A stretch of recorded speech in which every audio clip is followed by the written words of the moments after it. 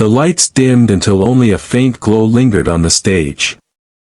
A hush swept over the hall, the kind of silence that feels heavy, almost sacred. Out from the shadows stepped a boy, no older than 17, his shoes scuffed, his shirt patched at the elbows, his entire frame carrying the weight of a life far harder than his age should have known. In his hands was a guitar, second-hand, the wood worn smooth from years of practice under streetlights. The crowd murmured, their curiosity tinged with doubt. Some leaned to each other, whispering, "Who is he? Can he even play?" Their eyes caught the faded instrument and the boy's trembling hands, and already, judgment was cast. The host's voice broke the silence. "Please welcome Daniel." A weak applause followed, more out of politeness than belief. Daniel stood frozen for a moment, his breath shallow. He wasn't here for applause. He wasn't here for fame. He was here because this was the only way he knew how to say thank you. Then, a single chord rang out. Thin, fragile, but strangely haunting. The melody of Hotel California began to pour from the old guitar. The hall stilled instantly. Something in the boy's touch carried both desperation and devotion. Each note seemed to carry a story, of hunger, of sacrifice, of nights spent alone with music as his only companion.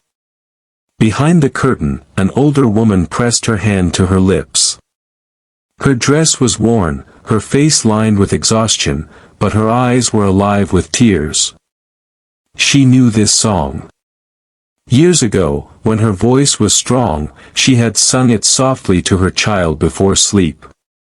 Now, she listened as that child returned the song to her, transformed, raw, and filled with gratitude. The audience didn't yet understand, but some already felt their eyes sting. This wasn't performance. It was confession. It was love turned into sound. Each chord pulls Daniel deeper into memory.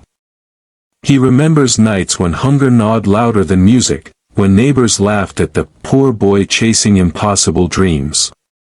He remembers the sting of being invisible, until now. The judges lean in. One nods with admiration, another scribbles doubtfully. But in the front row, Mr. Hartwell grips the edge of his seat. Every lyric feels like it's aimed directly at him. Years ago, Hartwell was the hotel manager. A sharp suit, quick decisions, little patience. He remembers her, Daniel's mother, standing at his desk, pleading for work. He turned her away. "We're full," he said coldly, without looking up. She walked out, clutching her son's hand, dignity shattered. Now, that same boy stands here, pouring his soul into the very song she once hummed while cleaning his lobby floors. Hartwell's throat tightens. His vision blurs. The crowd rises into a standing ovation as Daniel's final note hangs like smoke in the air. Applause crashes like waves. People weep openly. But Daniel's eyes lower. The ovation feels distant, hollow. What good is applause when the one person he wanted to hear him is gone? He bows awkwardly, tears falling faster now. The curtain begins to close, but destiny isn't finished. Because someone in this audience carries a secret. A secret wrapped in guilt, redemption, and something Daniel never expected to receive. Tonight isn't about winning. It's about truth colliding with the past. Backstage, Daniel wipes his face with the sleeve of his shirt. A stagehand pats his back. "Kid, you just shook the whole place." Daniel forces a weak smile, whispering, "She didn't hear it, so none of this matters." Footsteps echo. Slow. Heavy. Mr. Hartwell emerges from the shadows, his expression torn between courage and shame. "Daniel," he begins, voice trembling, "do you remember me?" Daniel turns sharply. The memory strikes like lightning, the hotel lobby, his mother's desperate tone, the man behind the desk who dismissed her. Yes, Daniel replies coldly. You closed the door on us. Hartwell's face collapses. I did. And I have lived with that regret every day since. He reaches inside his coat and pulls out a worn leather folder. His hands shake as he opens it, revealing a yellowed photograph. Daniel freezes. It's his mother, smiling, younger, holding him as a baby. On the back, her handwriting, "For my Daniel, never stop singing." His breath catches. The very photo she thought was lost. He drops to his knees, clutching it, sobbing uncontrollably. For the first time since her passing, he feels her presence, not as a memory, but alive in his hands.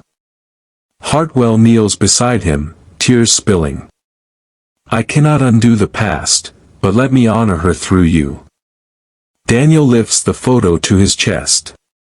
In that moment, grief and forgiveness swirl together. The boy who lost everything, is about to gain something he never imagined. The next morning, headlines explode, homeless boy's heartfelt Hotel California moves thousands. Clips of Daniel's performance flood screens worldwide, his cracked voice echoing across living rooms and phone screens. Strangers cry watching him, strangers who've never known his name. But the real story doesn't play out in headlines. It happens quietly, in a small press hall. Cameras flash as Mr. Hartwell steps up beside Daniel. His suit is sharp, but his voice trembles. Years ago, he begins, I failed a woman and her son. I denied them when they needed me most. Today, I choose differently. From this day forward, Daniel has a home, a scholarship, and every resource he needs to continue his mother's dream. Gasps ripple. Reporters scribble frantically. Daniel turns to him, unsure whether to trust or retreat. But Hartwell's eyes, once cold, now carry humility. Later that evening, Daniel walks to a quiet cemetery. Kneeling at his mother's grave, he places the returned photograph against the stone. His voice breaks. Mama. I sang for you. And the world listened. Behind him, Hartwell removes his hat, bowing his head in silence. No spotlight, no applause. Just two souls, one seeking forgiveness, the other learning to forgive.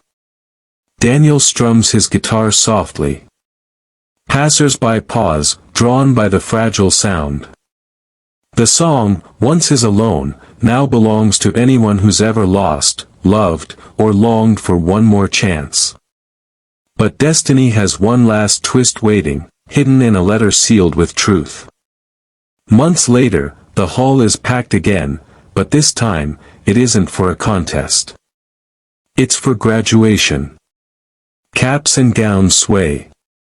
Families cheer. Pride fills the air.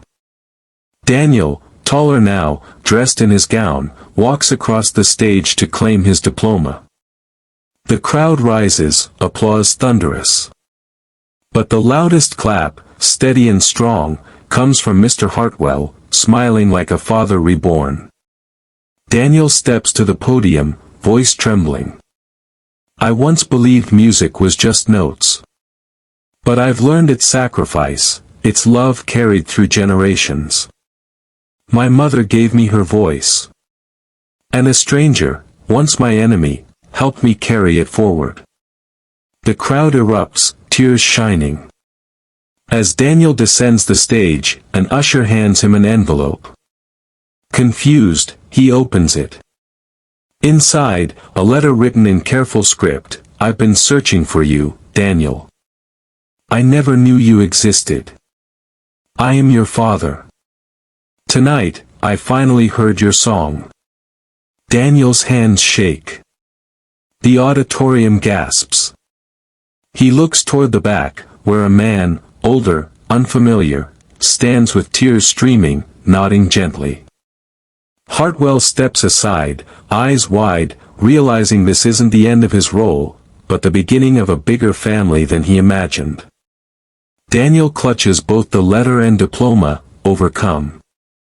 He thought he stood alone in the world. Yet tonight, he stands with a legacy, a mother's sacrifice, a stranger's redemption, and a father's return. The boy who sang from pain now sings from love. And